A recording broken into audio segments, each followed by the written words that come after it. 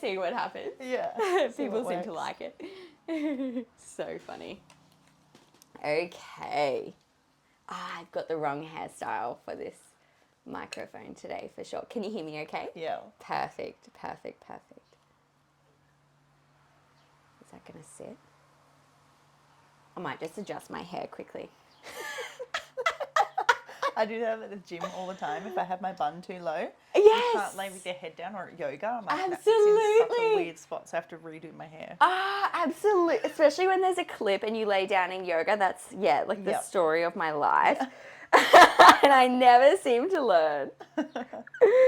And then I wear it too high when it's podcast day.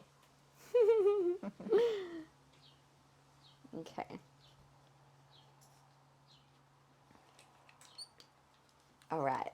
We're on. That's so much better. So much better. Okay. Thank you so much for jumping on the podcast, Nick. No worries. Thanks for having me. My pleasure. I was just saying to you before, I'm really interested in this dynamic. So for those of you at home, this is the first time I've actually met Nick.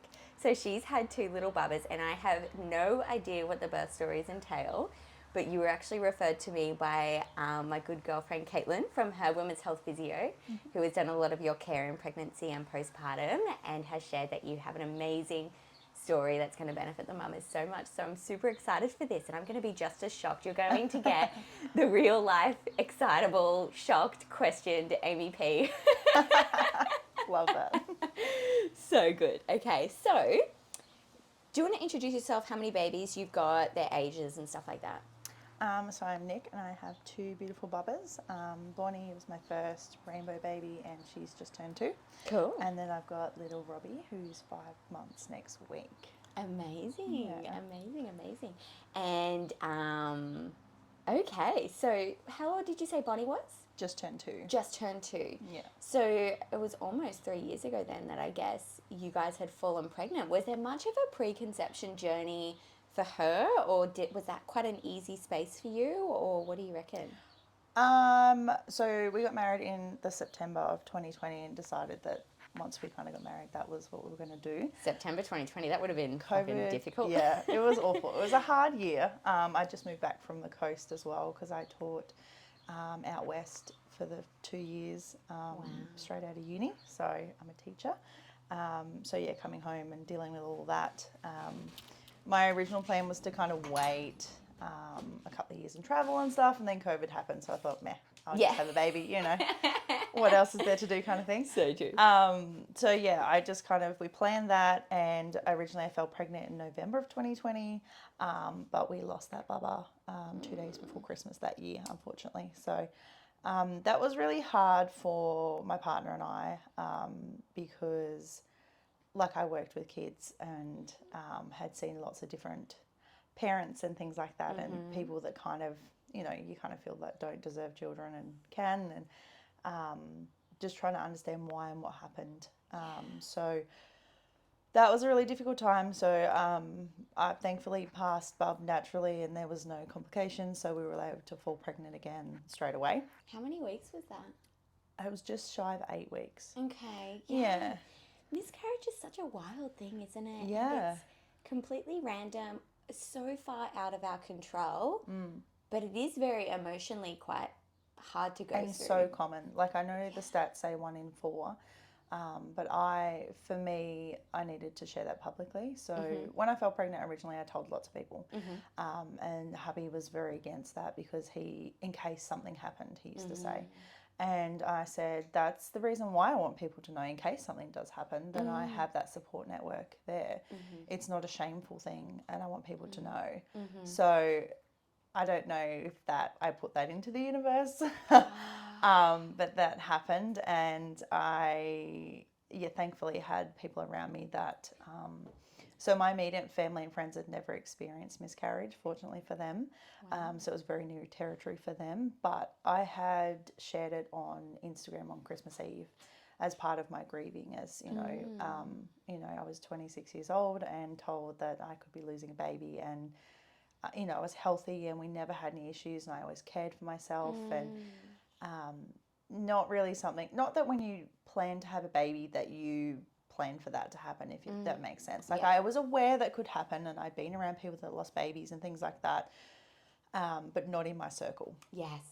So I think that was the difference for me. So I posted it on my Instagram, and I had so many messages from so many women that were acquaintances, were friends, and they had messaged me and shared their story.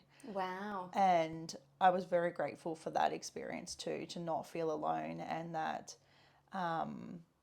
there were other people that were, because I had shared, that they then had shared as well.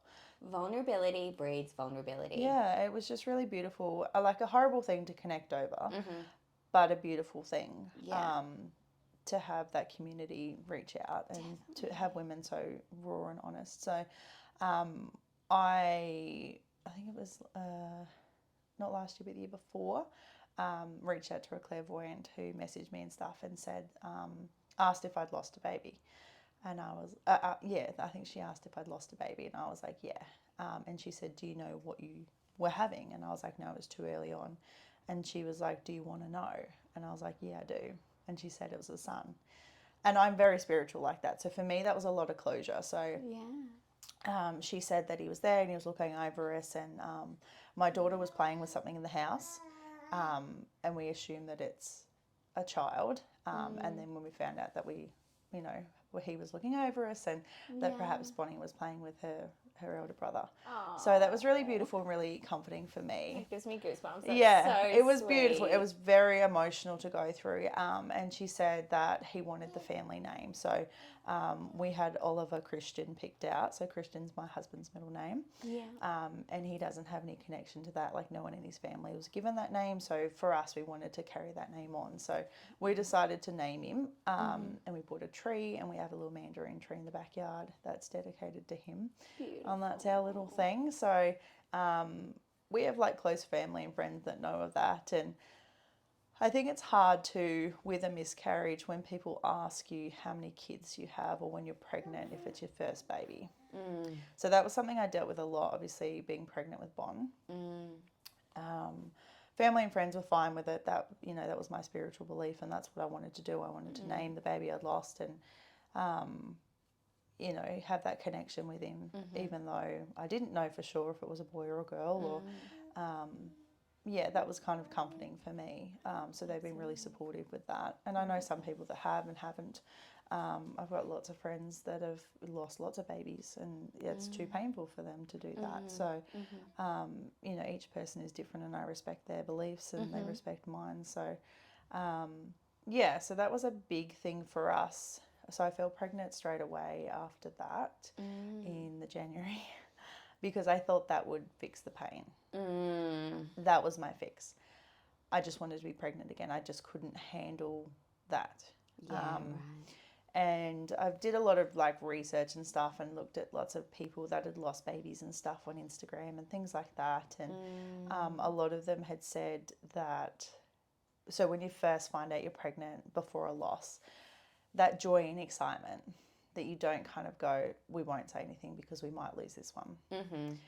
And I think of like the first time I told Matt I was pregnant, I found out on a Friday night. I wasn't going to test until Sunday, but I thought, no, bugger it. And I bought a test on the way home, and I did it, and I hit it, and it, like a very, very faint line. And I remember my best friend saying, a line is a line. And I was like, holy crap, my heart leaped out of my chest, and I hit it. And I was like, I'll do it in the morning and see if it's definitely going to work. And I had a digital one. So 5 o'clock finally rolled around, and I'm like itching at the bed to get out of bed. And I was like, bugger this. So I got out of bed, peed on this stick, and it came up pregnant once too. And I was like, oh my God, my heart, I don't know what to do. Like I was sweating and I was so excited. So I like stuffed him in my nightie, ran back upstairs, jumped into bed. And I waited, and he just wouldn't wake up. And I was like, dude, wake up, like started being like really annoying. And then he woke up, and I was like, I have a gift for you. And I was like shaking. And I had this onesie made that said Baby Taylor. And I threw this onesie at him, and he was like, what's this? And then I held these 2 pregnancy tests up, and I was like, I'm pregnant. And he was like, really? And I was like, yeah, really. Because like it was the first month we'd tried. Like it was like, it worked. So like that excitement, and like, we started planning right away. Like we would be due this time, and if it was a girl, we'd say this. If it was a boy, we'd do that. all of these things start straight away. So it's kind of when you lose a baby, you lose that life that you'd planned as well. Yes, because it starts from day dot, exactly as you say. Yeah. You know, I'll finish work at this time, we'll have baby by that time, Christmas bub will be this old. Like, it just kind of, when that is taken away, when I fell pregnant the second time, I was with my best friend because I was like, I can't do this by myself. I can't. And Matt always wanted to be surprised. That was his kind of thing. And I was like, that's fine. And I didn't want it to be negative either. Yeah. So I didn't want to do it with him in case, I kind of wanted to protect him in that way too. In that if it is negative, I don't want him to go through that because that was definitely a fear that maybe I couldn't have babies. It's not in my family. Yeah, it's not in my family or anything like that. I've never had any issues that would say that. But straight away was like, oh my God, what if I have to do IVF? What if I can't have a baby? Oh my God, like that's, and I'm a planner, so that's always been my plan. Like I was going to be a mum and I was going to have a big family, and I was like, what if I can't do any of that? What do I do now? So all of these things were kind of racing through my mind in the 2 weeks you have to kind of wait from like conception to finding out. And I was with my best friend and we tested on the Monday. It was too early. And then the Thursday she was like, hold your wee, go to the gym, hold your wee, come straight here. And I was like, right. So I've like beelined it straight to her house from the gym. It was like a 30-minute drive. Got in, she's given me this yogurt cup, gone in, done it. She's dipped them in. And I was like, watching it. She's like, don't watch, just chill. And I was like, okay. And then we sat there and we flipped them over. The digital came back positive, and then there was a line on the normal one. Wow. So this is the January. Yeah. Yes. And I burst into tears and I was like, oh my God, thank you. And she's like, why are you thanking me? I was like, oh no, just like being here and stuff.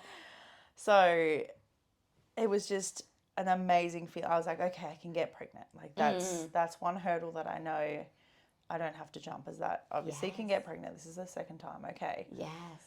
And then I was like, oh God. After a miscarriage, like I think that can often be quite difficult, you know? So that's pretty awesome. You're pretty freaking fertile. Yeah. Well, that's in my family. So I was like, oh, okay. That's still, like, I've definitely inherited that, which is good. But yeah, so I found out, and then I think I waited 2 days to tell Maddie. That would have been the hardest thing to It was hard, but I was also like, do I tell him? Do I not tell him? Do I wait? And I was like, you can't hold a secret for that long. Who am I kidding? So I was like, no, I'll tell him. So I bought like a little onesie with rainbows on it. Cute. And a little pair of socks, and put a box with a couple of tests in it, and told him we were going on our first date night for the year. And I was like, I have a present for you, but I was filming, so I kind of gave myself away. And in the video, you can see, he's like, what is it? And I'm like, just open it. He goes, you pregnant again, aren't you? And I was like, just open it. And he opened it, and his first reaction was joy, and he cried. Aww. And then it turned to fear. Yeah. And he said, let's just wait. Let's just wait. Let's not get too excited, he said. And that cut me. Like, that was really hard. That, you know, that excitement was there for a very short minute. And then it was fear of, you know, I don't want to get too attached again because that hurt. Yeah. And that's obviously how he processed it. And, like, we obviously process it differently. Like, I carried the baby. He kind of didn't have any control over what happened and just had to trust that my body knew what it was doing. So, you know, that would have been hard for him as well. And we're all so different. We all process in our own ways. Yeah. It's just so hard when something's so intimate and you guys are so in such an intimate relationship, and then you have different beliefs with this sort of stuff. It can make it tricky. Definitely. So I said to him, he was like, let's just not talk about it. Like, don't tell anyone. And I was like, I can't do that. I need the support because if this happens again, I'm going to have to lean on people. Yeah. So I need to tell people. I said, look, I understand that you don't want to tell everyone, so we'll wait to publicly announce for that kind of safe mark of 12 weeks. Yeah. But, you know, Ash already knows because she tested with me, so she knows that I'm pregnant. And I want to tell my family. So originally with the first baby, I surprised his family. I think it was the week before I lost the bub. I told them at like our little Christmas get together. Yeah. And I had little socks in his mum's present to show them. And then I was going to tell my family at Christmas the week later. Yes. So my family didn't know. Yeah. I think my mum knew. I told my mum early. Yeah, I told my mum the day I found out, actually. Yeah. But, you know, my dad and my siblings were supposed to find out at Christmas. Like, I had for my dad a little pair of Christmas socks, like baby Christmas socks in his present. And yeah, we had a thing because we were going to have Christmas together, and that was my big thing. And then it didn't come to be. So it was a bit of a shock for them because they didn't know I was pregnant too. Like, my dad was like, oh, I didn't even know that you were trying, or... So I kind of felt like they missed out. So I said to Matt, look, I feel like they missed out on the joy of that early part of me being pregnant. So I want to give them that this time. Like, I don't think it's fair.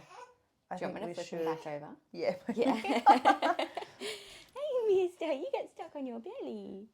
Hi. There you go. Hey. There we go. Yeah. Oh, dear. Yeah. So I wanted them to know. So I was like, right, it'll be them and I think maybe another friend. I can't remember who I negotiated, but it was definitely my family. And I said to him, it's up to you if you share it with your family. Like, that's your family. I totally understand. I'm happy to like wait if that's what you want to do. Yeah. But if you want to tell them, you can tell them. But I'm going to leave that with you because I don't know whether, you know, he thought maybe they would deal with it differently. I'm not sure. Like, from what I'd heard, they didn't really share anything when we did share that we'd lost the baby. So I don't know whether it was something they just too painful and none of them talked about, or if none of them had experienced it. But obviously they didn't share, so I didn't pry. So I've always been open and honest about it. So, you know, if they wanted to, that they could, but that wasn't something that was shared. So, yeah, whether that's their kind of experience, and that's why Matt was more worried about it. Yeah, so I think he told them after the first scan we had with Bond to confirm like dates and stuff, and showed them the picture and stuff, which was really cool. So I think it was about 8 weeks. Yes. Which was fun. So, Perfect. and then we told my brothers at 8 weeks. My sister, I feel bad, accidentally kind of found out, so I was having bloods done with her. And she's like, why are you having bloods done again? And I was like, oh, no, because she was coming into the room with me. Because she's funny with blood tests, so we're going into the same room. And I was like, the lady's going to ask me how far along I am now and check things, because it will say that we're checking, you know, levels for pregnancy and stuff. And I was like, damn it, I can't hide this. I didn't fully think this through. So I was like, pregnant again? And she's like, are you really? And I was like, yes. And she's like, oh my God, why did you tell me this way? And I said, I did have a little way to show you. I have a dummy in the car that I was just going to give you to look after. Yeah. And that was my cute little, like, here, can you look after this auntie until I'm here kind of thing. Yeah. And she's like, damn it. I was like, oh, well, at least you find out before the others. And she's like, okay, that's fine then. But yeah, she was like, but next time I want to know first. I want to be there when you pee on the stick. I was like, okay, done. So she was there for him. Oh, cute. So I was like, okay, fair. So, but yeah, so I had my little support network there. Perfect. Because my big thing was, before I got pregnant, I was such a planner that I read a lot of stuff with the hypnobirthing, and like watched a lot of things on Instagram and things like that. Yeah. And I always read, a lot of the stories were mums that had had traumatic first births. And then to go for a subsequent had done hypnobirthing. And my philosophy was, I don't want to have to go through that. I would rather just equip myself with the skills and knowledge now, so that I'm empowered and that I can control as much as I can. Obviously, that has definitely taught me to let go a bit with what I've been through. But I just wanted to know it all and kind of, be empowered and not have to have that traumatic experience first. Absolutely agreed. And that's the power of education, is because the reason usually subsequent pregnancies are more prepared is because they then gain understanding of why it's important to prepare after their first time. Yeah. But if we can know that beforehand, as you say, we get to just avoid that whole experience. Definitely. And that's my kind of big thing too, why I like sharing my story with others. Like, obviously I had a rough recovery with Bond, but the birth side of things, I felt empowered and like I had control, and you know, a few things that I wanted didn't happen, and I reflected back on that and just went even harder the second time to make sure that I got what I wanted. So Amazing.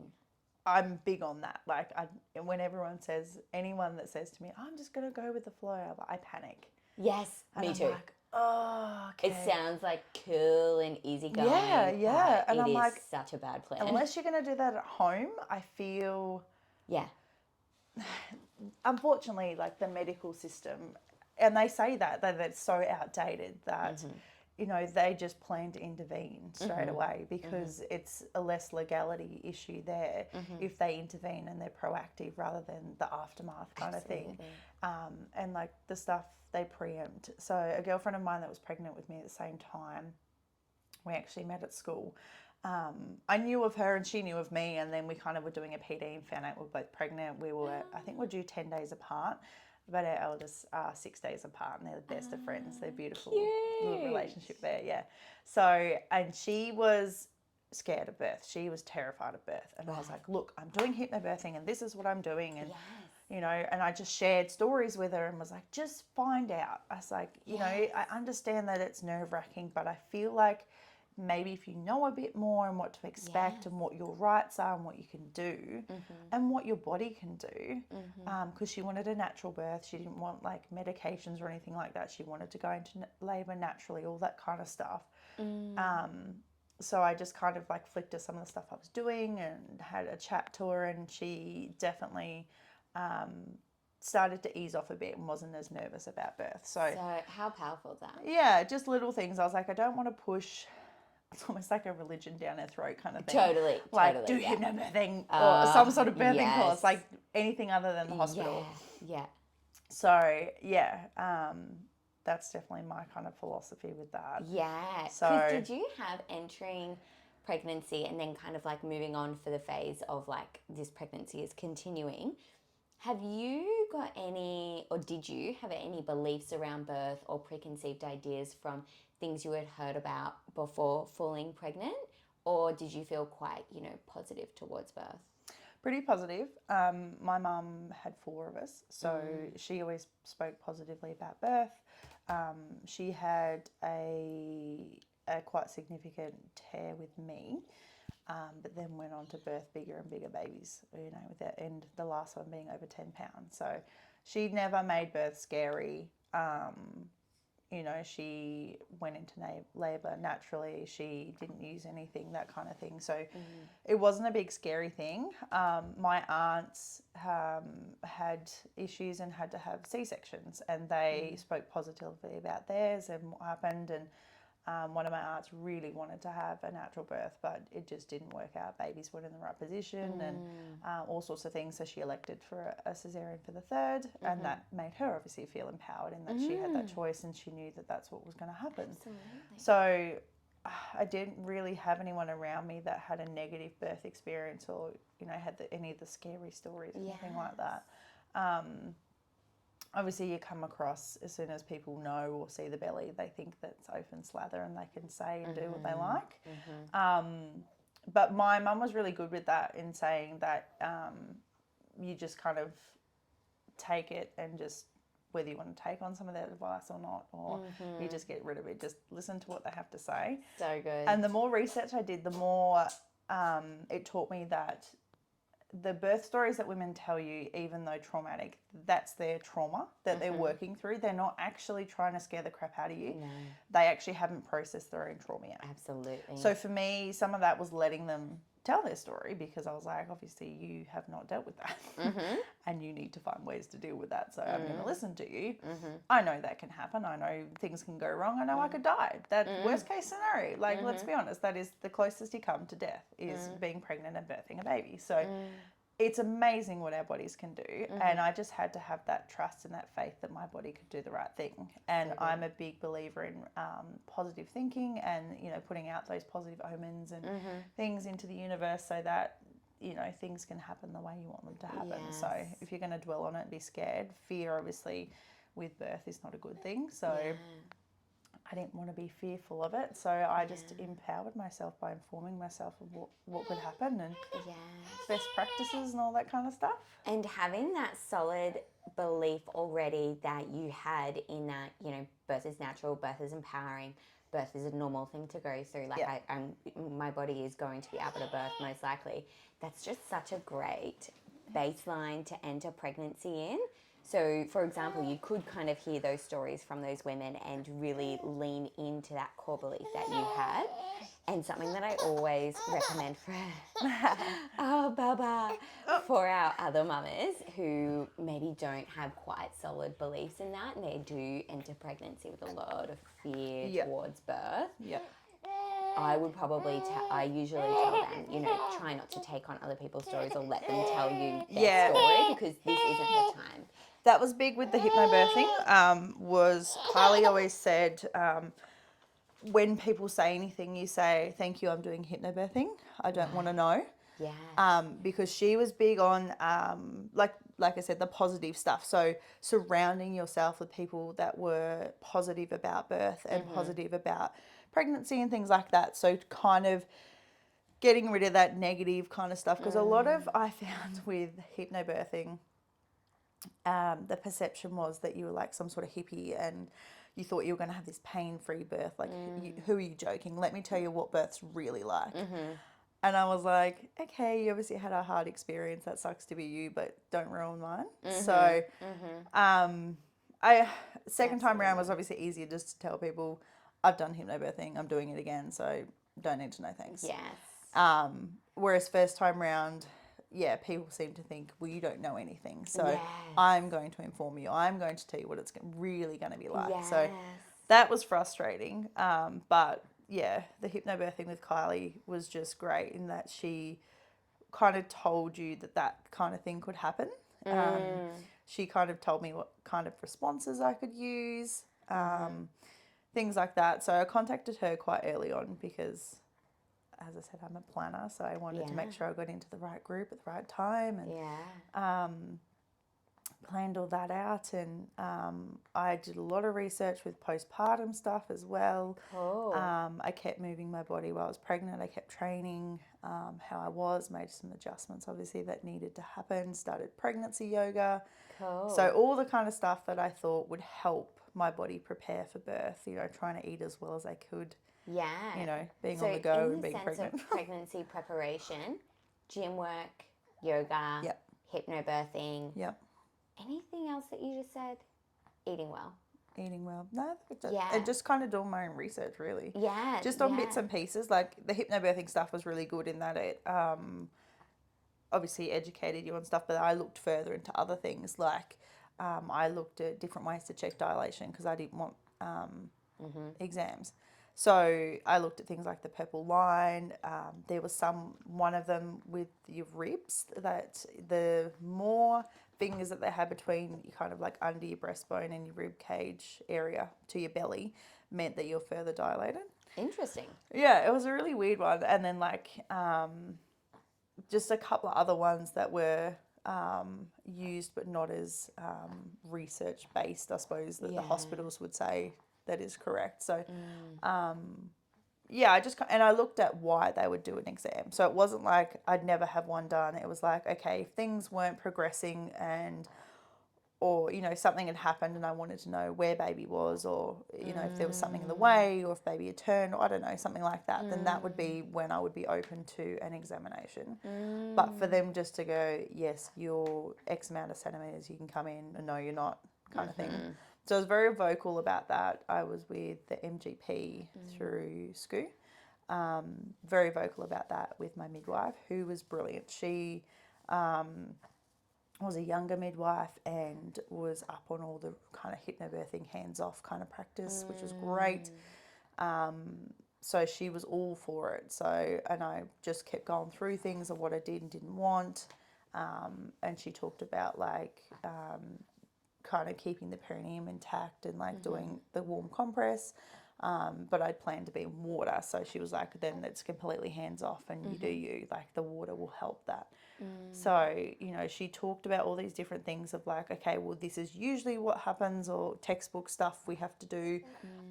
All you have to say is that you don't want it and we're good to go. And I was like, okay, cool, great. So good. So she was really good with that, which was good. Everything was kind of normal post the 12-week stuff. So obviously the first 12 weeks of Bond's pregnancy was pretty anxiety driven. So we had the 12-week scan stuff. The bloods came back weird. So I was at work, stupidly took a phone doctor's appointment. And he said, look, your markers have come back a bit funny. You're in a very high risk category for a Down syndrome baby. Oh, shit. So I hit the floor. What sort of, news to fell get apart, back. as you would. For me personally, if there was a higher chance of there being a defect with my baby, would not have gone through with the pregnancy. Yeah. Because I don't know what kind of quality of life my baby would have had. Yeah. So knowing that would have been my choice, I just fell apart. Like, totally. I said to my husband, like, I can't do this again. If this is what's going to happen, I need a time. I can't. Yeah. If this is going to end, I'm done, kind of thing. Wow. So that was pretty hard. And again, had lots of great support around me who said, let's just take it one step at a time. We went and did the NIC test. Yeah, perfect. And then everything came back fine. Oh, fucking hell. So I was like, holy shit, are we done? Like, this is insane. So, yeah, we got to 15 weeks before we kind of told everyone. Yes. Hey, buddy. Very smiley. He's such a smiley boy.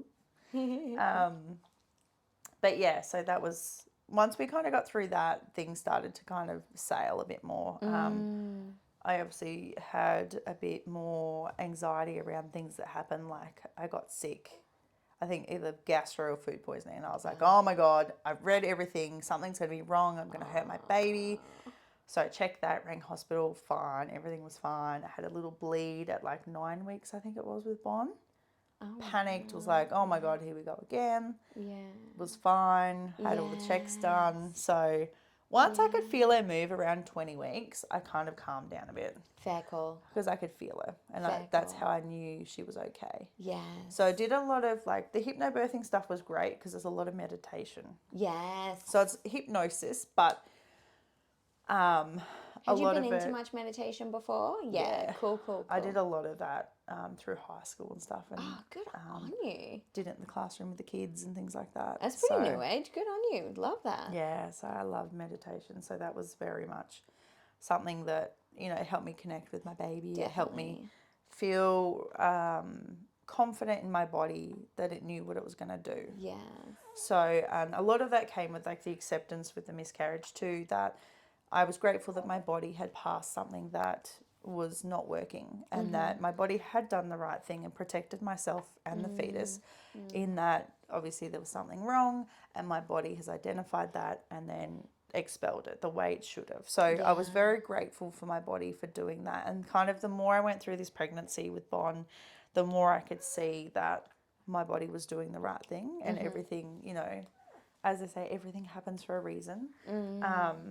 You know, you don't always know the reason, which kind of sucks, but it was really good to have that as my kind of little thing that, you know, my body knows what it's doing. So, yeah, the meditation side of things and the hypnosis side of things with hypnobirthing was great because you practice it heaps. So we did it like every night and I had a playlist and, yeah, so that kind of helped with that kind of preparation and the mental kind of load, because I wasn't scared of birth.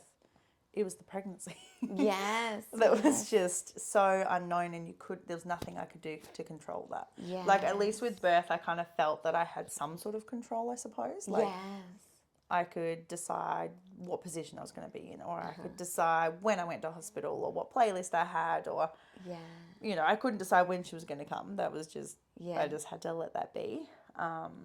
Which became very much a mind game towards the end, because you have people that tell you that you're going to go early are the worst. They're actually worse than people that can tell you that you'll go up to 42 weeks. Because fucking oath, yeah. Absolutely. You kind of get in your head. Yeah, I'm like, just don't say anything. Module. Yeah, I was like, because a lot of hypnobirthing, they say, so it's a guest date, or they kind of talk about, like, so I was due end of September with Bon.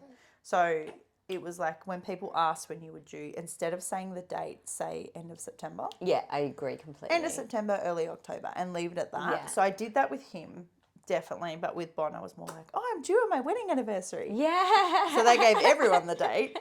And then everyone kind of like patiently waits, but so not patient in that. They're like, wow, is the baby here yet? I'm like, Yeah. you would know.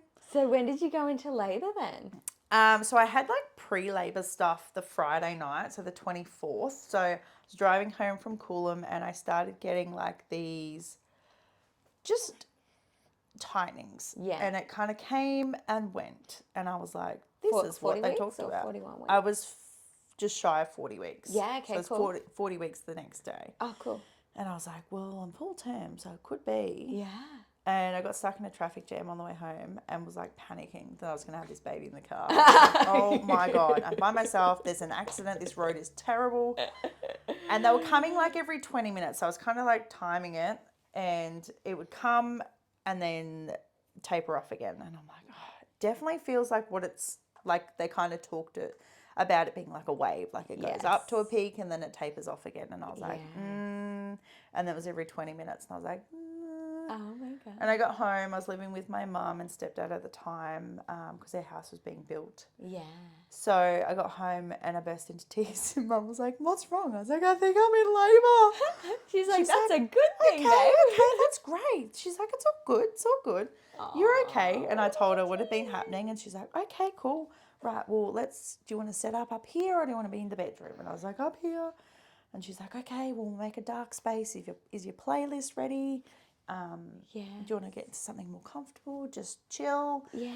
And like I put everything on my phone because I was like, oh, my playlist isn't on my phone properly. Like it's still on the computer. And she's like, it's fine. We've got time. It's all good. So she set everything up for me. And I was like, do I ring Matt? And she's like, yeah, just give him a buzz and just let him know just to come home normal time. Like don't fuddy-duddy around at work. And I was like, okay. And I don't know if I think I texted him. I said, I think I'm in labour. I'm just kind of having surges on and off. Just kind of make your way home when you can. And he was like promptly home that day. It was great. Legend. And I kind of like, kind of laboured a bit for a few hours. So it started at like, must have been like 2 in the afternoon because it was about 12 hours. So they started at 20 minutes and then they went to like between 7 and 10. It was really irregular. Yeah. And I just kind of sat on the ball, did some stretches, had the music playing, we made the room dark. I didn't really eat.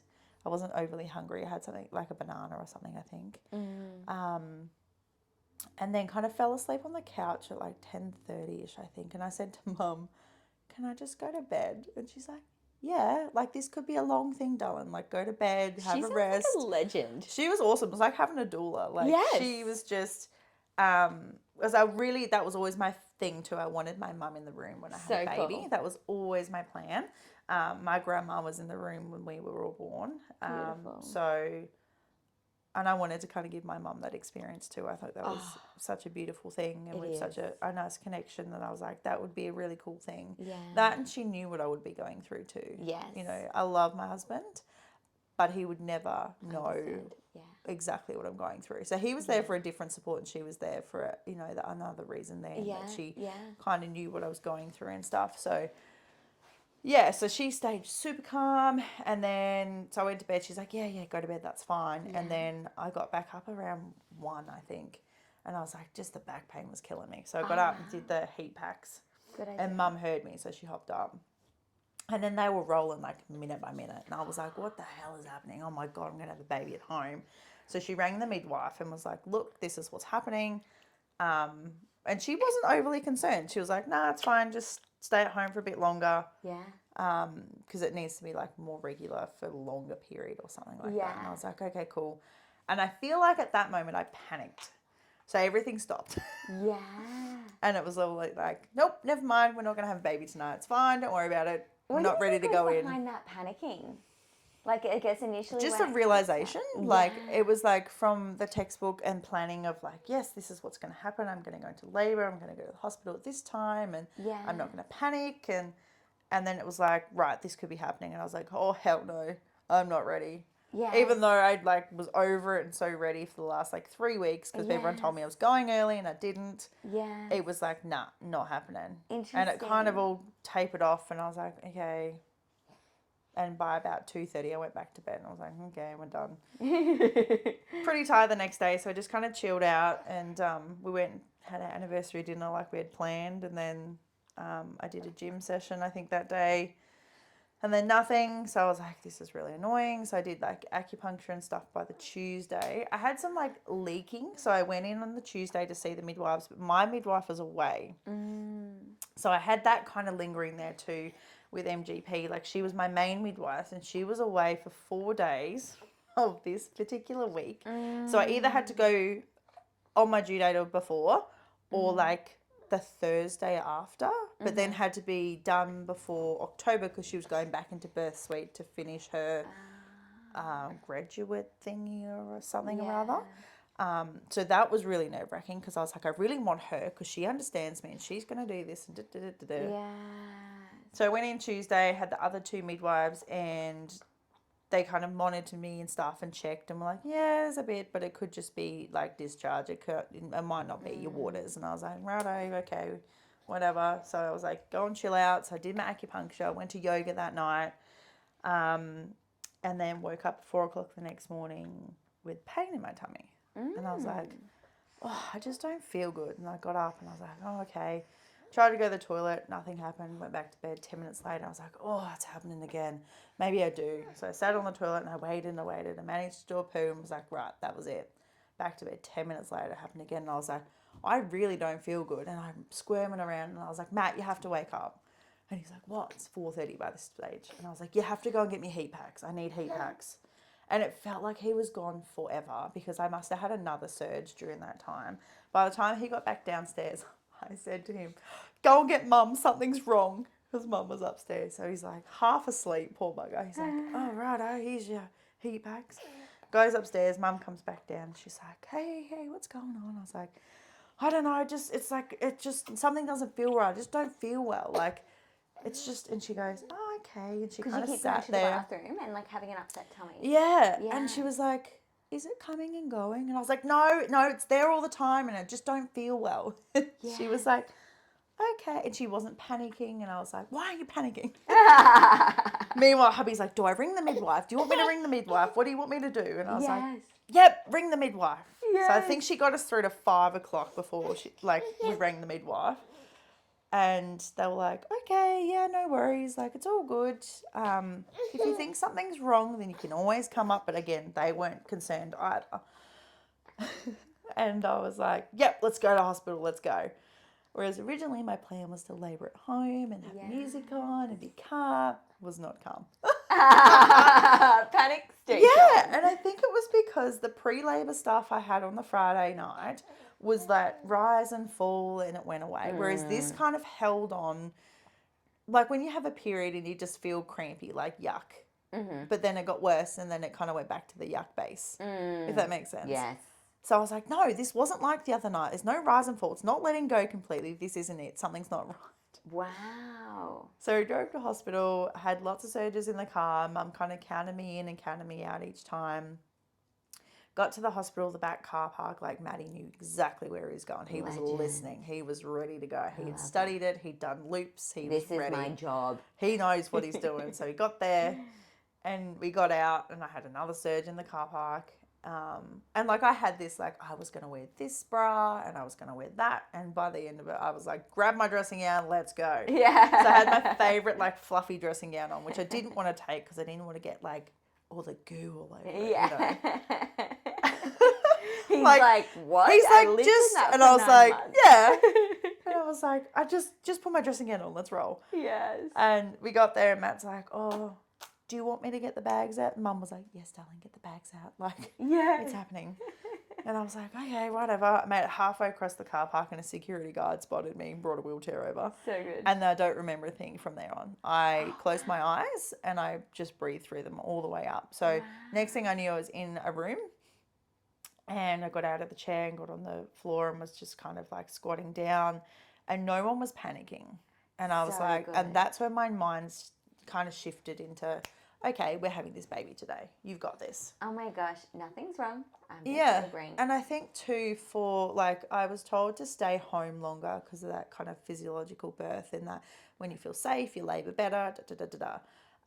We were staying with my mum and stepdad, and it was a small house, and I just didn't feel I had the space, if that makes sense. So Absolutely. I don't regret going in when we did. My labour didn't stop when I went in. It was just that mind shift of, right, I'm here to have a baby. Yeah. Maddie got out all the aromatherapies. He got out everything that I had. He got it all out, and he just moved around me, and just like he had the scarf lifted my tummy and on my back, and the light touch, and he was just beautiful. And then mum was really good in like counting in and counting out with my surges. What do you mean by that? How does that work? So when she saw one coming on, so we had you'd lift your index finger, which meant I'm having a surge. Okay. And she would time them and go, okay, you're coming up now. And then she'd see me like really hold on, and she'd go, right, you're at the peak, you're nearly there, breathe, and you're coming back down again. Right. And I could then cope with them because I knew that they were going back down again. Right, that was the peak, that's where I'm at, breathe, and you're coming back down. Right. So that was really good to start with when I was like on the floor, and then I ended up on the bed with heat packs. Heat was my best friend. Yeah, interesting. I was really nauseous with my birth. So I threw up a couple of times, kind of like transitioning between different positions. So from like the floor to the bed, I threw up. They suggested the shower, so I went to the shower, threw up in the shower. So I was on hands and knees in the shower for a while, back and forth, and every surge I had to have a sip of water so I wouldn't throw up. They gave me like the little, the pills you have under your tongue. Didn't touch the sides, unfortunately. So it was a lot of breathing and a lot of breath work and affirmations and stuff. So I stayed in the bathroom for a while. Ouch. Did you buy it? Yeah. Oh. He's got a little tooth coming through. Oh no. You little monkey. Hey. Yeah, so surges in the bathroom. I went back to the bed because I got too hot, and they say like in water they have to monitor your temperature and stuff, and if you get too hot you have to get out. So I got out for a bit and got on the bed, and then just heat packs again, and then I was kind of over that and wasn't coping very well there. Just I needed to move, so every time I had a surge I moved. So on the bed, like I kicked my legs on my side. And then they said, oh, you can get back in the shower. And I was like, yep, let's do it. So I got back in the shower and I was rocking back and forth. Standing? No, on hands and knees. Yeah, perfect. Yeah, so I just did that. And then I had a student midwife who was beautiful. So she'd read my birth plan. She knew that she wasn't to talk to me. She'd come in so quietly. So it's just Matt and I in our space. Mum would pop in every now and again. Just at the right time. So she'd pop in so she could tell my breathing had changed. And she came in with affirmation cards that I packed, and she just started reading them. And then my breathing, I got it back. Isn't that amazing? So there was no talking. It was all mum kind of just monitored my breath, and then obviously the physical stuff. So if she saw me clenching or like, she could kind of see me getting frustrated with myself and things like that. She just came in at the right times and read me the affirmations and stuff. Matt was there with water and telling me that he loved me and I was doing a great job, and so that was really good. Beautiful. So I laboured in there for most of the rest of it. So I went into labour at 4, and then it was by about 10 maybe. I was like, I'm done. I need a rest. And I said to Mum, I need a rest. And she goes, you're nearly there. You got this. I was like, okay. And then I had an internal conversation with myself that I just needed a break. The only way to get a break was to have an epidural, and you don't want that. This means you're nearly there. You can do this. Yeah. So I kept going and rocking back and forth, and I could visualize, it sounds really weird, the colour orange. Interesting. So my hypnobirthing teacher was like, oh, really? And I said, yeah, I don't know why, because one of the tracks we listen to is Rainbow Mist. And it's a lot about different colours, and like my safe aura colour is purple. Interesting. It's my favourite colour. Orange is one of the chakras. Which one is it again? Is it the solar plexus? Something, I think just solar plexus. Yeah. interesting. I was just thinking whether it's to do with that, but honestly, not overly. Yeah. So I don't know why, but I just visualize this orange when I breathe through, like through me and down. So that baby, and I could visualize baby coming down and what she was doing. And then I got to a point where I kind of felt like pushy, and I was like, oh. I had a friend that said she had that and she had to do a poo in labour, and I was like, maybe I need to do a poo. Yeah. So I said to me, oh, maybe I need to do a poo. I feel a lot of pressure. Yeah. Anyway, the midwives came in. They're like, no, it's fine. Like, just sit up on the toilet. So I did, and then I roared.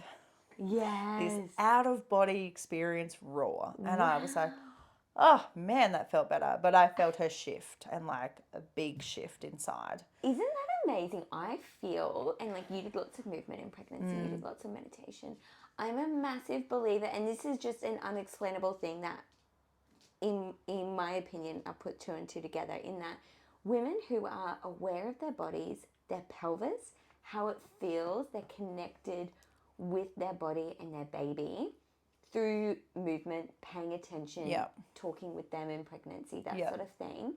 You are able to just know stuff, and it's almost like no question during the birth. Like I was even talking to a lady this morning, and she's like, she was telling me her previous birth story, and she's like, I got to 10 centimeters, and they were telling me to push, but I just knew I wasn't ready, and I knew baby wasn't ready, and it's like nothing else needs to be said. That's just what it is. Yeah. And same as you in that scenario, you can feel a shift. You know?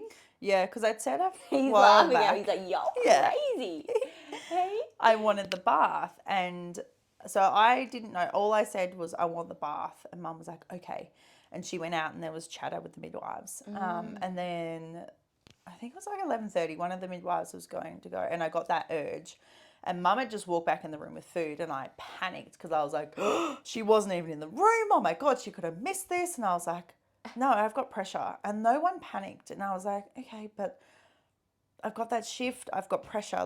And that's when I was like, oh, maybe I need to poo. And then, like I said, I got up into the toilet, roared. And then they kind of popped in, was like, is everything okay in here? And I was like, yeah. And they're like, oh, I think we just need to have a look. And I was like, okay. So I roared again and held on to Matt, and like all my surge pain went. And I was like, okay, this is happening. And I was like, I want the bath. Yeah. Anyway, they got the birth stool out and sat me on that and stuck the mirror in underneath. And I had my eyes closed, but then I opened my eyes, and the mirror was there, and I was like, I don't want to see it. And they were like, Amen and Aaron. And I was like, I want the bath. And they're like, oh, do you want to get in the bath now? And I was like, yes. Why were they umming and ahhing? Because they couldn't check how far along I was. Oh, I see. Yeah, I was too calm Classic. for my first baby, apparently. Right. So I should have been yelling and screaming by then, apparently. It's so hard, isn't it? And the reason I did hypnobirthing was because I'm such a sook. Like, I have to lay down and have a blood test done. Like, I don't do pain. I don't cope. So I was like, I need to do hypnobirthing because I need something. That and my anxiety, I thought that would definitely have helped. That's so good that you say that, because lots of women, when they fall pregnant, they just think straight away, I've got such a low pain threshold, I'm an anxious person, there's no way I can birth naturally. I'm just going to go straight for a cesarean or an epidural. But you fucking can. It's different. It's amazing. It is a different thing. Like, I think maybe because you get something rewarding at the end of it, so it's worth it. And you've got so many hormones helping you along the way. And because so I've read a lot and seen a lot of those, I didn't know I was pregnant stories, right? And if you didn't know you were pregnant and having a baby, it would be terrifying. Absolutely terrifying. But if you know you're pregnant and what's happening, and you're in tune enough with your body and knowing what's happening and what baby would look like, kind of coming down and being really in touch with that, I don't feel like it's that scary, if that makes sense. Like, it's a massive thing, but it's not the scariest thing I've done. Yeah. If that makes sense. So, but yeah, finally got in the bath. I didn't know any of this was kind of happening outside. So my mum had gone out and said, no, we want the bath. And they were saying they would only put me in the bath if they could check. And my biggest thing in my birth plan was that wasn't what I wanted. So she was like, she doesn't want that. And they were like, we'll put her in the bath if we can check. So Mum went back to Matt and said, this is what they want. Matt said, no, she doesn't want that. I didn't even know this was happening. What a man. My, See, that's the thing. Yeah, my birth partners, I didn't know a lot of this until after the fact. So for me, my birth wasn't traumatic. I mean, it took a different turn at the end, but it wasn't traumatic. It was finding out what had happened, which made my recovery traumatic, I would say. Interesting. Yeah. So because I didn't know what had happened, I didn't feel like anything had gone wrong kind of thing or that, you know, it was a traumatic kind of experience. So, I started bearing down in the bath and then... so you got in the bath even though you weren't checked? Yeah. They finally let me in. Ah, great. So I got in and they were like still filling it. I bared down 3 times. I felt her move and then they went, hang on. We have to get you out, honey. We need to help you. And I looked at Matt and I looked at Mum and Mum went, yep. And so did Matt. And I was like, okay. And they got me out. She was crowning. And I remember climbing out of the bath onto the bed with like my hips flared. I was like, holy hell, this baby's like coming out of me. And they said to me, hop on your back. And I said, no, I don't want to be on my back. Can I be on my side? And they went, oh okay, on your side then. I'm so confused as to why this is happening. So my perineum continue with your way. Yeah. I'm just suspended. Yeah. So I got out and they said, we need to cut. We need to help you. Your perineum is splitting. And I was like, okay, whatever. And and I was like, okay, stay calm. Lots of people may come into the room. And I was so calm. I think because my birth partners were like, it's okay. You got this. We're here for you. You need to hop out. They do need to help you. So it was like... Yes. They knew, they'd looked at the situation. They were kind of like, yeah, this needs to happen. From their logical mind, that isn't infiltrated with hormones. Yes. Yeah. Yes. So I think that's what the big trust thing was. So I got out, got on my side, and then they came in to do the episiotomy. So they numb it and whatever. And they tell you not to push. I was like, I'm not. I remember looking at Mum and I was like, I'm not. I'm going to do it. My body's going to do it. Yes. Because I had the involuntary pushing. Yes, exactly. So my body was just doing it and I just went with it. It's an impossible thing to not It was so hard. Your body's doing it. It was so hard. So she's like, just breathe, little breaths. And I did. And then when they were ready, they were like, okay, when you're ready. And she was out in 3 pushes. So they did the cut and then they said when you're ready. Okay. Yeah. So they do it as you're pushing. Yes. So that it kind of can stretch as well, I suppose. So is that because when you were in the bath, maybe with the mirror, they saw, were you buttonholing maybe? Yeah. Okay. So, they saw that it split in the middle and there was hair because obviously she was a full head of hair. So they saw that was there and they were like, oh, this is not good. So they'd done the episiotomy to kind of save as much as they could. And then because I had the reflex, I didn't control the pushing either. Fair. So she just kind of came through. And she was kind of, I think looking back too, they say she was on a bit of a dicky angle. So her head was or wasn't flexed, which are the one is supposed to not be. Flex is good, deflex is deflex. bad. They think she was deflex, so the bigger part was showing. Yes. And a lot of it, they say, could be to do with the positioning. So if I wasn't up on the toilet when that happened, if I was on all fours still and in water when I wanted to be, that could have saved a lot of the damage. So I ended up with a 3B tear. Some of it, so I just pushed this baby out, had her on me. We did delayed cord clamping, which was great. She wasn't responding very well, like colour-wise. After about, I think it was 8 minutes on the cord, and they were like, oh, look, she's not quite the colour we wanted her to be. She's kind of grey. She was still breathing and stuff, but she was kind of grey. And they're like, look, we need to just check her out. I was like, okay. And they clamped Maddie, cut it, and they took her over and checked her out and stuff and just put an O2 stats monitor on her. And they said to me, pop her on your chest. And if she doesn't kind of perk up in the next hour, peds will come down and have a look. And I was like, okay, no worries. And in the meantime, they had a doctor come and look at me, I think. So I'd done this all pain, like, painkiller free. And they got to the examination part, and the midwife, so my student midwife was like, you're going to want gas for this. I was like, what? I just pushed the baby out. What do you mean I'm going to want gas for this? You're going to want gas for this. We'll set you up. Can I ask? Get high. I was like, okay. Up to this point, when they were like ushering you to get out of bed, when everything was going, get out of the bathroom, everything was going so well, Had you been explained before they did the episiotomy, like, what was going on and No. why? So looking back at that, I You think would've she been was so talking to mum. So confused. mum was that end because I've got photos. Yeah. Mum was that end, and she'd seen it and looked at the midwife, and the midwife had looked at her, and she was like, "That doesn't look right. That's not good." So whether they had that conversation that end and had had that, I was just in the zone. So I honestly don't know what kind of happened around me. And you weren't overly phased. Like, No, and I asking that. trusted Mum and Matt that they would make the best decision for me. Definitely, So, definitely. and a lot of the discussions with my midwives were that you speak to these two, they know exactly what I want. Yes. If it comes to the point where you need some medically emergency saving kind of thing, then yes, obviously I have to be informed and asked personally to give consent and whatever. But generally, they will know what I want. Yeah. So when it came to the actual episiotomy, they numbed you. Did you feel anything? Was that what was that experience? Great. No, Okay, so that was, because I didn't actually know that's what was happening. I kind of figured it out, if that makes sense. Yeah. They said, we need to help you. Yes. Yes. And I was like, okay, not really sure what that means. And I think they said we need to give you a NIC or something like that. Or we need to cut or something like that. But they didn't say we're giving you an episiotomy, do you consent or anything like that. Yeah. So that was very interesting looking back. is, And I was like, it technically didn't give consent for that. I said so okay, hard. but I wasn't told they were doing an episiotomy, if that makes sense. Yeah. You know, time pressure, she was right there, it was going to happen. So they kind of, you know, we're going to help, we need to help you, we're going to do this. So it wasn't, look, this is what's happening, can we help, we can do this. Yeah, and maybe Do you know what I thought mean? that according to your birth plan, like your mum and husband had already consented maybe, and she thought she was following the plan. Yeah, and telling yeah, and it could be. They're like little details that I don't have. So it just all happened so quickly. Cool. So continue with that. They came in to check you with the gas afterwards.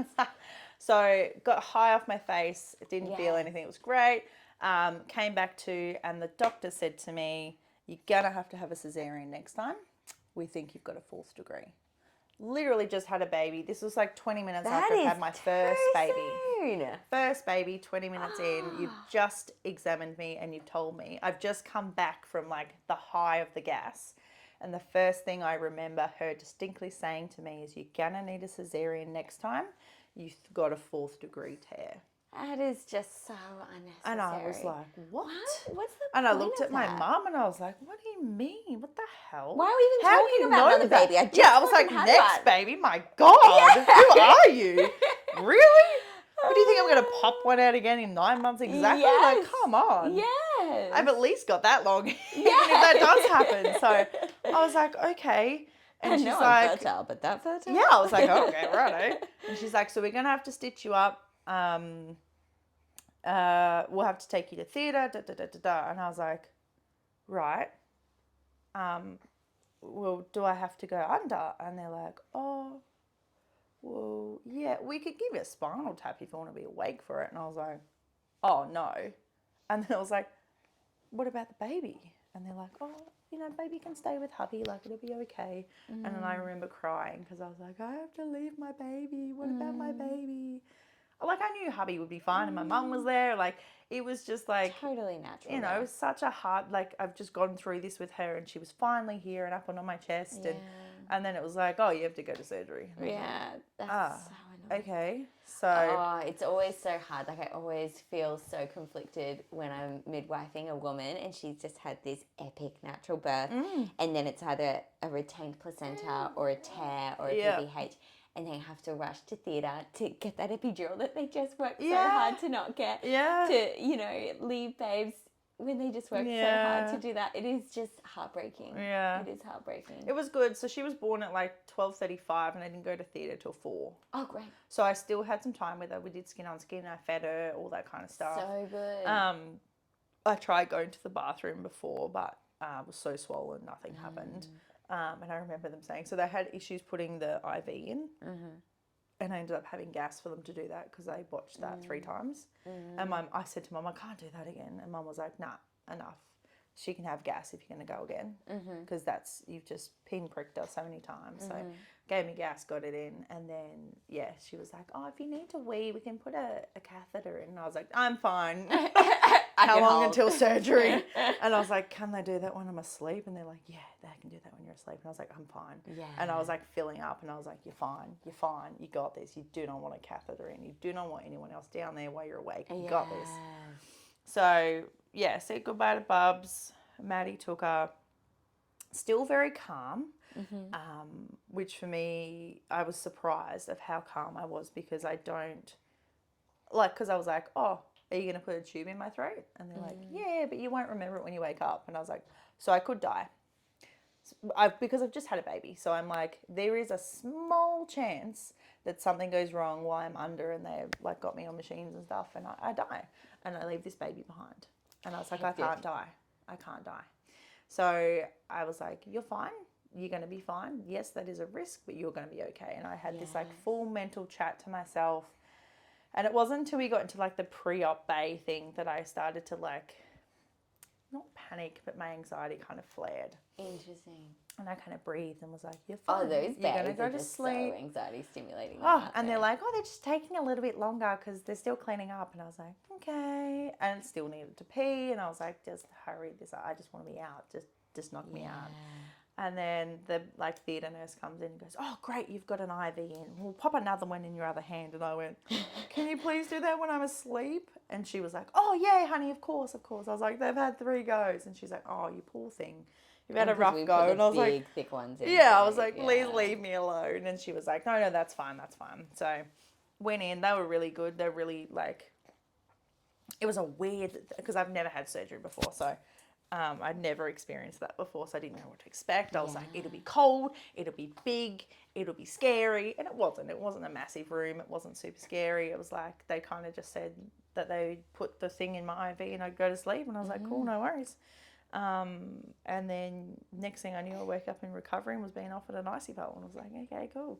Birth current, please. Yeah, I was like, okay, can I go see my baby now? And they're like, yeah, we're just going to give you 10 minutes and then we'll take you back to your room. I was like, okay, cool. Yeah. Got back to my room and I was just an emotional wreck by that point. Like, I finally got my baby back. I was just felt like crap. Like, I wasn't in pain yet because everything was still pretty numb. But yeah.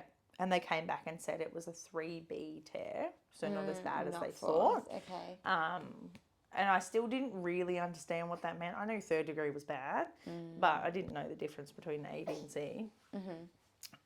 So, yeah, they kind of, the pelvic floor physio came the next day, I think. I don't think anyone else really visited. I just remember the first night being really rough, because they come in and check on you every hour because you've had surgery. So they wake you up, and then she was waking me up every 3 hours for a feed. And yeah, it was really sore and stuff. And I remember it must have been early that morning. Midwives came in and I was like, can I just have a shower? Yeah. Like, because everyone talks about that post-baby, you know, post-birth shower. It's the best shower you'll ever have. And I'm like, I had this baby like 14 hours ago. Like, I need a shower, man. Like, I had gunk on me still, like, because she pooed on me. Yes. And I had all the, like, the betadine stuff on my legs. And I was like, no, man, let me have a shower. Clean. Yeah. And I said to him, like, I was like, how long do I have to have this catheter in? And they're like, oh.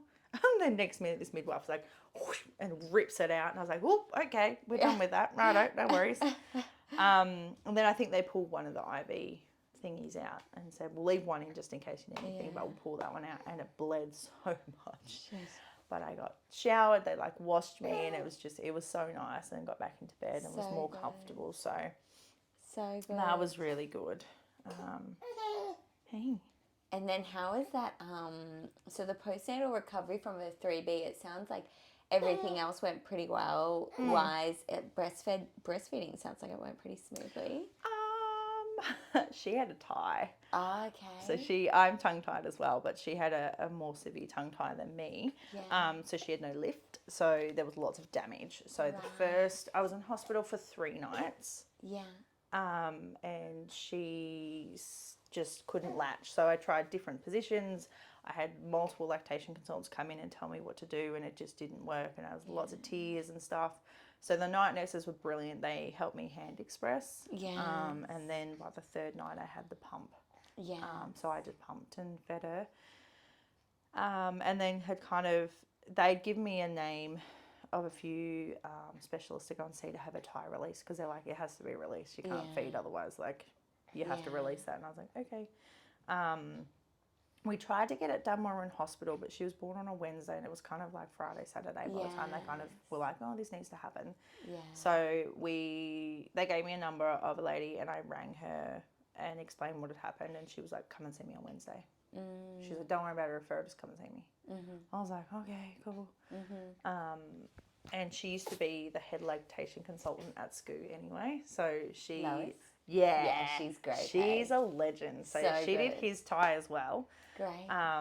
So, and she was brilliant. We went in and saw her. She was like, right, give me a look. And I showed her and she's like, yeah, you need to have a look at that. So we had a look at the tie. She did like all the assessments. She explained why we would cut it. She said you didn't have to. She was brilliant. Like, she showed me how to hold and feed properly. Hey, mister. What's up? So once we got her tie cut, she showed me how to latch her, and she latched straight away, and then it was smooth sailing from there. Once all fantastic. the damage kind of fixed itself. So good. But yeah, it was really good because we're living with Mum. When I got home, I was like, I'll just pump until we go to this appointment. It's fine. And I pumped. My pump didn't work as effectively, and I panicked. I was like, oh no, I can't feed this baby. She's not going on formula. I will breastfeed. And Mum was like, do you want to try it again? And I was like, okay. And Mum gave me some tips and sat with me, and just, it hurt, but it wasn't like it was at hospital. And I was like, okay, I can do this. And then, because even the babes just get better at it. They get more and she's energy. like, you need to relax as well. Like, you relax and just do this, and this will happen. And I was like, okay. So I did, and I fed her, and then I fed her again, and I was like, hey, Mum, she's due a feed. Can you come sit with me? And she's like, yeah. So I went down to the nursery, and she sat with me, and I fed, and then, fed her over the night, and and then once we kind of saw Lois on the Wednesday, she was a week old, and it was all good from there. So that was really good. Amazing. So delve into this recovery with the 3B tear, how you kind of recovered from that and the struggles that came with that. So it was quite painful to sit and walk and things like that. So like, I couldn't have the baby on my lap and get up and down with the pressure. How long for? About 4 months. 4 months. Oh, yeah. Geez. So Matt was off for 4 weeks. He drove for 4 weeks. Yeah. I sat on a towel on the side of my butt for about 3 of those weeks. The getting up and down, walking upstairs. Someone would walk upstairs with Bub for me. And then obviously by 4 weeks I had to do it because he went back to work. So I couldn't walk very far. We did the hospital, sent me to their pelvic floor specialist, who was beautiful, and she kind of went through everything and checked everything out, and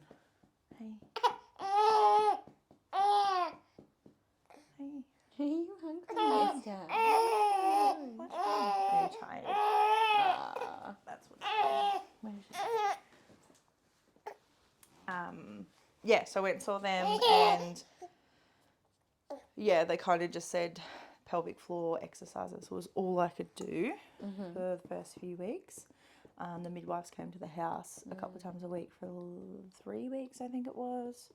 I had lots of problems like passing, like poo, like I couldn't do a poo properly, like it was just excruciating every time, and then it was like on different stool softeners, and they were like, this should be working, you're on a really high dose, and I was like, it's not, and it feels like I'm passing a rock, and I had to push like the counter pressure on my perineum to do a poo, and like I would sweat and be sick, and I wouldn't leave the house until I'd done a poo that day because I couldn't do that in public because I needed wet wipes and I needed time and I needed someone to watch the baby, and it was just horrible. So I didn't really prepare. So you got quite constipated outside? Yeah. Even though you're on a bunch. I wonder what that was about. So the only thing that worked for me was pear juice. Oh, fuck yeah. Pear juice is so good. It was best. Like, that was one of my things that said, the pelvic floor lady was like, pear juice or eat Yeah. pears. And I was like, really? She's like, yep. And Yeah. it did. It's the only thing that worked for me. So Wow. once I got that under control, that was fine. Yeah. I went back to yoga at 7 weeks, I think it was. I had to sit up on the bolster and stuff, and on my knees. I couldn't do a lot of things where I had to sit on my bum or anything where I had to spread my legs too far. It was just a lot of pressure. I had a lot of like heaviness from my pelvic floor as well. So standing for too long, I felt like my insides were going to fall out, so I had to lay down heaps. So that went on for about 4 or 5 months. Wow. I went back to the gym. And to treat that, you had seen the women's health physio at the hospital and then continued the exercises at home and did yoga. Yeah. And then I think it was about 8 months, and we were talking about it in yoga, and someone recommended Caitlin. And I was like, oh, is it too late? Like, she was, I think 7 or 8 months old. And they're like, no, go and see her. And I kind of explained to her what was going on and that I still had pain with sex. And, it was just uncomfortable. So like when I got my period, the scarring kind of flared up and it was itchy. And she was like, oh, you poor bugger. Yeah. And I remember the examinations being like really painful. She was like, just relax. Like, I'm not going to hurt you. And I was like, no, it's okay. And she's like, just breathe. And she said to me, she was like, yeah, I can see why. And she said she wanted to find out. She's like, yeah, I've never seen a tear like that before, she goes. And she's like, I want to find out more. So she went and spoke to the midwives at Coast Life there, and then came back the next time I saw her, and she's like, it's called a buttonhole tear. She's like, it sounds really cute, but it's obviously not in your case. And I was like, yeah, it's not cute at all. No. And she's like, okay, so I can see that they've stitched you up here. They've stitched your perineum really tight. That's why sitting on the floor or flat surfaces hurts. Your scarring is very stiff. That's why you still get a lot of pain. So I worked really hard with her for, I think it was about 3 weeks consistently.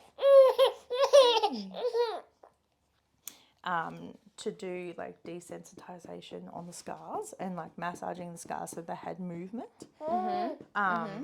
which helped a lot. So I went from like flinching from the moment I opened my legs to like she could push down and I could breathe through, because she'd push down on the scars and I'd breathe and then she'd stop, and then we'd go from like whatever my pain was to 1 or 0 was her aim.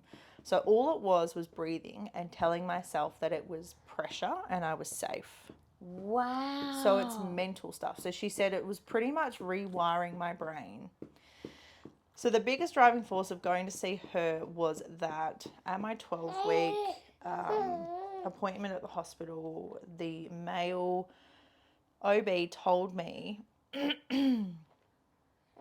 when I have a cesarean next time, and I said, I'm not planning on doing that. Oh, okay. And he said to me, oh, well, you'll have to be induced early at 37 weeks. You'll have to have a planned episiotomy, and you'll have to have growth scans because the next one's always bigger. And I was like, okay. He asked me how everything was going and if my husband was happy, because if not, he could restitch me. What? I reported this doctor. I left crying. I went to my best friend and I cried. I had a baby 12 weeks ago and you're telling me that I would ruin some surgeon's stitching if I pushed another baby out of my vagina, and that I should have a cesarean, and you've just scared me and guilted me into that. So I see why women that have injuries that I sustained have a cesarean afterwards, because that's what the medical professionals push. Yeah. And they don't do it in a nice way. That is unbelievable. Yeah. I can't believe that terminology. That's what he said to me. So the pelvic floor physio, I told her that, and she was like, oh my God, I'm so sorry. So he was offering to recut your vagina to then resew it. If my husband wasn't happy with my sex life. Mm-hmm. That is wild. Yeah. Unbelievable. Yeah. And the pelvic floor physio, her mouth nearly hit the floor. She was like, oh my God, I'm so sorry. And was she there at the appointment? No, I saw her next time and she's like, how'd you go with the OB? And I was like, it was horrendous. And I told her and she was like, oh my God, I'm so sorry. Can I report him for you? Like, can I report that? And I was like, yeah, please do. She gave me a survey thing to report him as well. And she said to me, she's like, you can have another natural birth. Yeah. And I said to her, look, what a legend. I said, can you not, would they refuse to stitch me up if I tore again? She goes, no, darling, they have to stitch you up. Yeah. Like, they're not going to leave you like that. No. You can push as many babies out and do as much damage as you want. We have to stitch you up every time. Yeah. And I was like, right, so what's the problem then? She's like, no.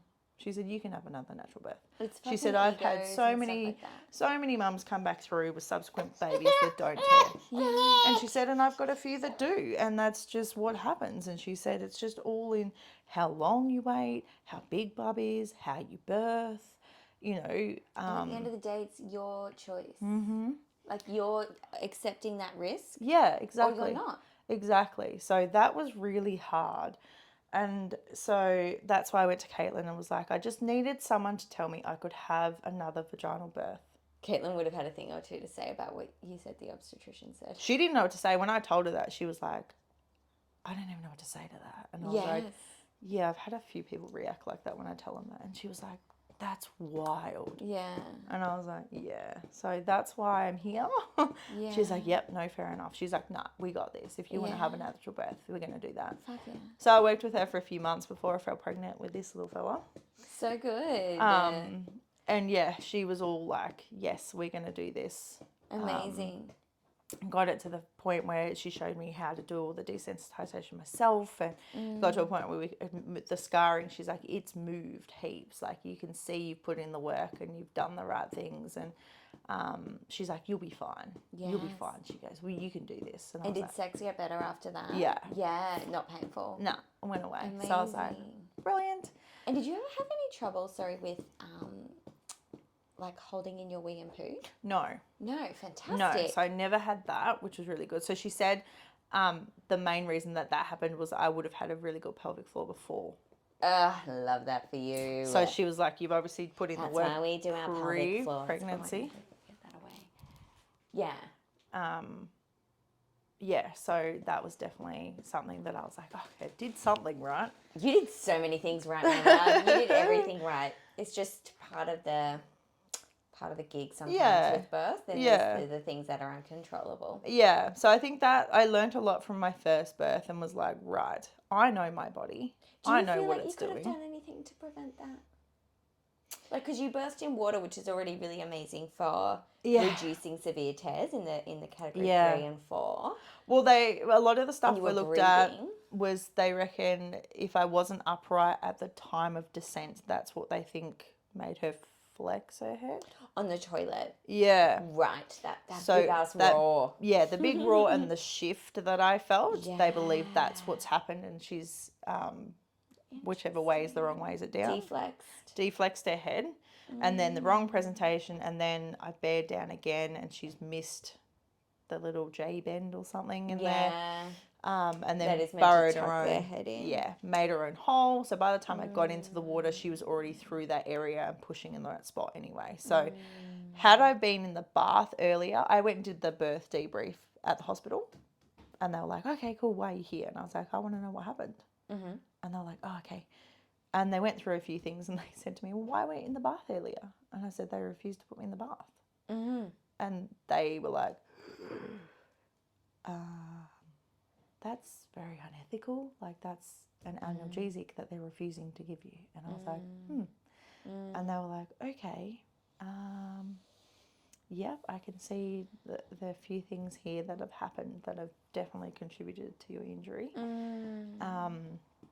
They were really good about, like, next time. How did that make you feel? Yeah. I was angry. Yeah. So my original midwife wasn't there.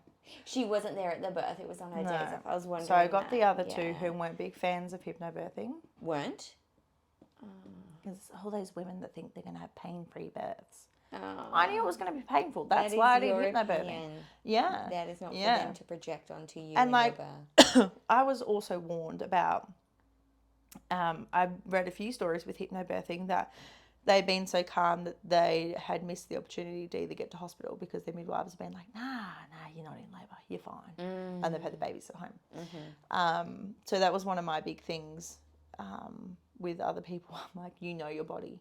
If you know that it's coming, you know it's coming. You tell them to do what they want. So I said my biggest 100% mistake agree. there was not saying, no, I want the bath now, and just getting up and getting into the bath. Like my mum, bless her heart, she feels guilty because she said, I wish I'd advocated harder for you. She's like, I just didn't know what to do, and I didn't want to make the wrong decision because I knew that that's what you wanted, but if you wanted something different, then that's why she went to Matt and asked him, and he was like, nope, that's definitely not what we want. We want to be in the bath. They're not checking her. And she's like, I wish I'd just said that they needed to document it and say, we've refused this, put her in the bath. Or she's like, I wish I'd just run that bath myself. I totally, hey. And I said to her, like, but you wouldn't have known, Mum. I was like, you did the right things. She did the right You supported me. You asked Matt. Like, you went through everything. I ended up in the bath. It was just too late. So there's nothing much you can do. I just said, look, for next time, that's when you start saying, right, you do this, or there'll be legal consequences if this isn't followed and this happens in the end. Like, unfortunately, that's kind of the war we geared up for second time. So, do a lot of research, and with hypnobirthing in particular, we'll tell you things like they'll say, they'll threaten you or negotiate things and say, oh, you can if we do this, or and it's not for any medical purpose. It's just they believe if it's over 4 centimeters, you're in labor and you can get in the water, because a lot of the stuff I talked about with the original midwife was language. So we're not saying failing, we're not saying pushing, we're not saying pain, we're saying we need to change positions. We need to hop out of the bath and try something new. That meant things were slowing or stalling. You weren't to use those words with me. And the idea was I'd get in the bath when I was ready, because I wasn't going to be checked, and that if she noticed things were slowing or stalling, she'd say, right, Nick, we're going to hop out and try a new position. But that wasn't documented. That was a verbal conversation. So second time round, that was all documented. Mum and Matt were given full authority to make sure that happened. Unless there was a medical reason I couldn't get in that bath. I was getting in that bath. So, yeah, it taught me a lot, and that's why I want to share my story with that. And that, I birthed in our hospital in case something went wrong. The mamas that do it at home, I take my hat off to them. I don't feel that confident to do that. And I wanted to birth like that, but in a hospital. That if something went wrong, then I was in the right spot for them to help me. So, so you kind of need to know what's going to come up, what they can say, what your rights are. So it is your body. They cannot touch you. You can say that, and all they have to do is document you've refused that type of care. 100%. That's how they cover their ass. It is your body. They do not have to touch you. Yes. So being told that, I was told that I had to do this or I had to do that, like girlfriends of mine that were like, yeah, I just ended up having cesarean because I just said it wasn't going any further. Yes. I was like, how long have you been in labour for? Like 4 hours. I know. I was like, and because you don't want to make their birth, they're okay with their birth. They don't know any different. So I don't want to judge and be like, oh my God, I wish you'd said, or definitely next time you should. Like, it's not my place to tell them. No, and if they're happy, and that's okay. And I don't want to cause trauma by telling them they birthed wrong. So that's hard as well. But it's eye-opening, isn't it? Like, I don't even know if you saw, we had the birth time screening on the weekend. Did you see that at all? Have you seen the movie? No, I wanted to come. It's freaking amazing. You can always get it online on the website as well if you ever wanted. Beautiful. But, like, long story short, what they were saying in that I just see so often is, they start with, say, an induction or breaking of the waters, and then one thing leads to another, and then they end up needing the cesarean section for whatever reason. Say babe's heart rate has gone funny or something. So then they get the cesarean section, and then, the woman says, oh, thank goodness for cesarean sections. Like, who knows what would have happened to my baby if I didn't have a cesarean section. And obviously I don't ever say anything, but that's so hard because that's the story that then circulates. Thank goodness I had a cesarean section. Thank goodness.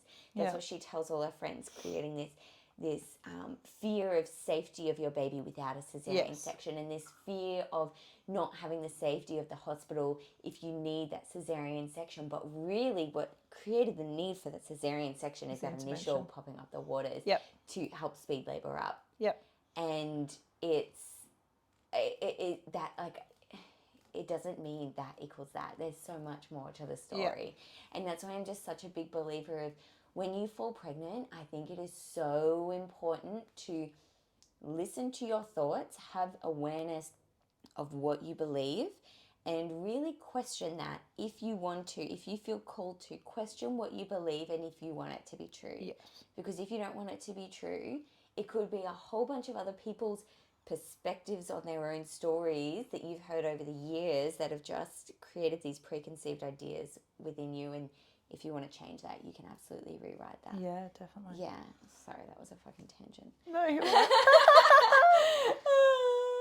I just had a chat with a new mama this morning about all this stuff. Getting riled up, you know. Oh, it does me too. Like, sometimes I feel like I'm preaching to people and I'm like, if you want me to shut up, like, it's cool. Like, second time round, me in yoga, all these first time mums are like saying these things and I was like, right, let me tell you. And they would just sit there like on the edge of their mats like, oh my God. And then I'd turn to Christy and I'd be like, I'm so sorry, I've wasted 10 minutes. And she's like, no, that's why we're here, Nick. Like, it's fine. Than 10 minutes I shared my birth plans with these people, like everything. And they were like, oh my God, thank you so much. And went from like being terrified to like seeking more and finding out more and being informed and thanking me. And I was like, I just don't want what happened to me to happen to you. I was informed. I was prepared as I thought I was, and even then the system took over. Do you know what I mean? Like, and there's nothing I can do about it. It has happened, and I have worked forward, moving forward, and done like trauma therapy and stuff with the birth to make sure that I'd recovered from that, as well as the physical stuff. Because a lot of it, like, I blamed myself. Like, my body did the wrong thing and now I'm suffering and I should have done this and I should have done that. And why didn't my body do the right thing? And all that kind of spiral, I suppose, because my postpartum prep was to walk gently and go back to the gym at 6 weeks and, you know, go for a walk with the baby every day and do all these wonderful things, thinking that was caring for my body.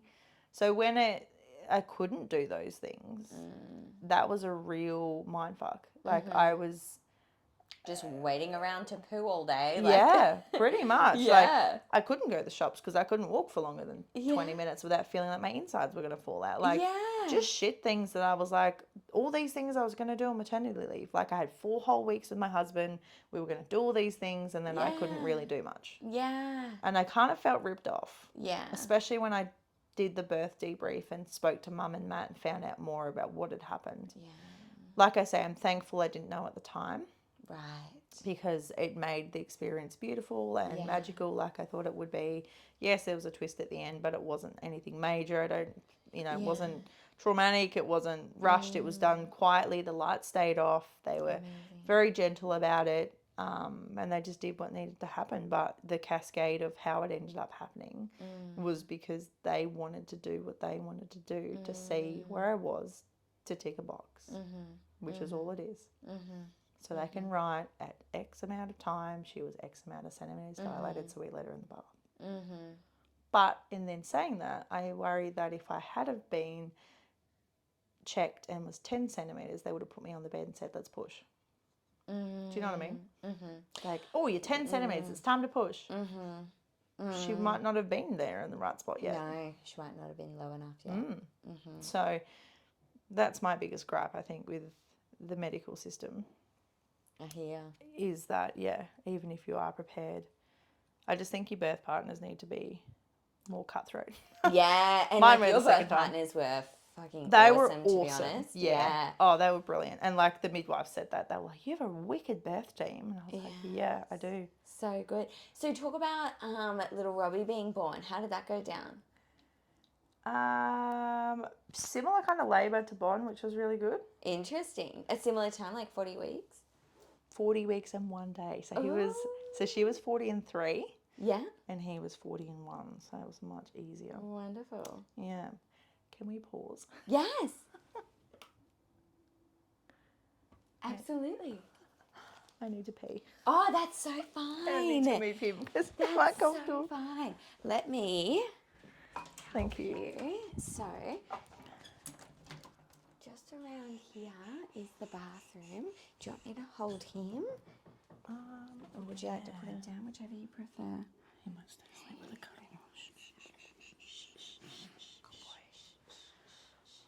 Sorry, I was like, No, not a problem Where at am I all. going, this way? Just, yeah, that way then to the right. Oh, yeah. Nice. So good. Thank you.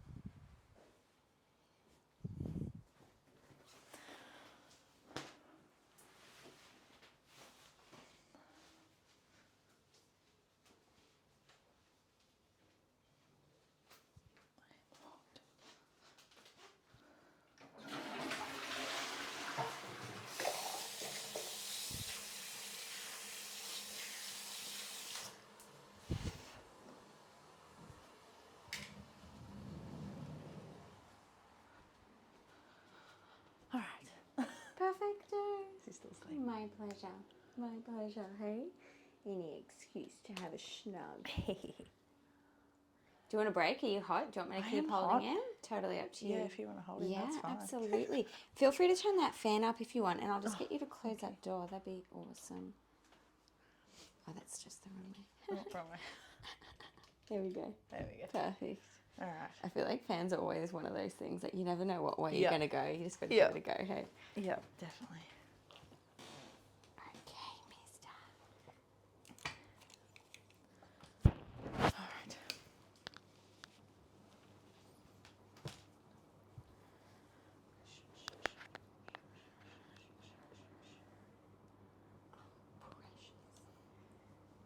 Hey. Hey.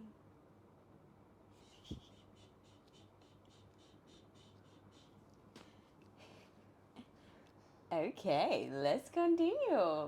You were talking about your birth with him, and yeah, you started at 40 plus 1, you said, or Yes. he birthed at 40 plus 1. Yes, he was 40 plus 1. So it started similar. So I was worried that, like, with second baby, they tell you, like, it'll be quicker. So I was like, oh, God. Hubby was really worried in that as soon as I went into labour, we go in the hospital. And I was like, no, because we're in our house now. So we've got plenty of space. We've got a big bathroom. It's all tiled. So if anything happened, we kind of went through the plan of, like, if we got to the point where it was too late, you need to call Triple O, you need to unlock the door, bring some towels in, and you need to use one of either whoever the phone isn't on to Triple O, you need to ring either mum or my sister because they're 10 minutes away. For Bon, if she was in the Yes. house at the time, if she was at daycare, call, whatever. Yeah. I said, he's not just going to drop out of me, babe. Like, the first labour was 8 hours. Yes. It's not going to be that quick. Usually Yes. half is like what they kind of average it, say, you know, Yes. 4 to 6 hour kind of thing. So I was like, Yeah. we've got time. He's like, well, you just have to be honest with me and tell me when it's happening. And I was like, yep, cool, fair enough, that's fine. Yeah. So we obviously organised everything for when, who would look after Bon, and that mum would come and we'd labour at the house again for as long as possible. A lot of my care this time round, they obviously go through your history and say to you, like, they had the OB's notes. So from old mate that said, you need a cesarean, you need to be induced, blah, blah, My midwife that I had, I explained, I took Mum and Matt with me to the first appointment to meet her and was like, right, this is my birth team. This is what happened last time. This is not going to happen again. She was like, right, no worries. She was great. You're an MGP again? Yep, MGP again. Different group because I didn't want the other two midwives that were there.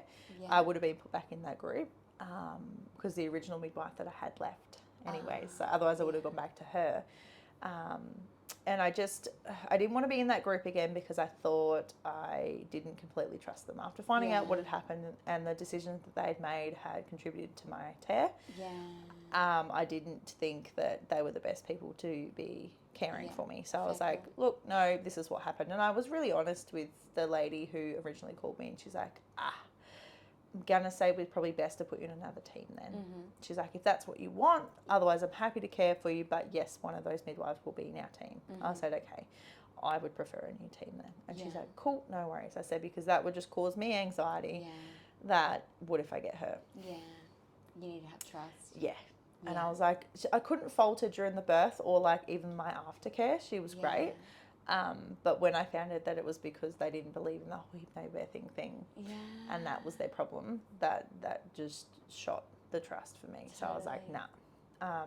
New midwife, told her what was going to happen and what I wanted this time and that I will just run the bath myself and get in kind of thing. And she was like, no, you get in the bath when you're ready. That's fine.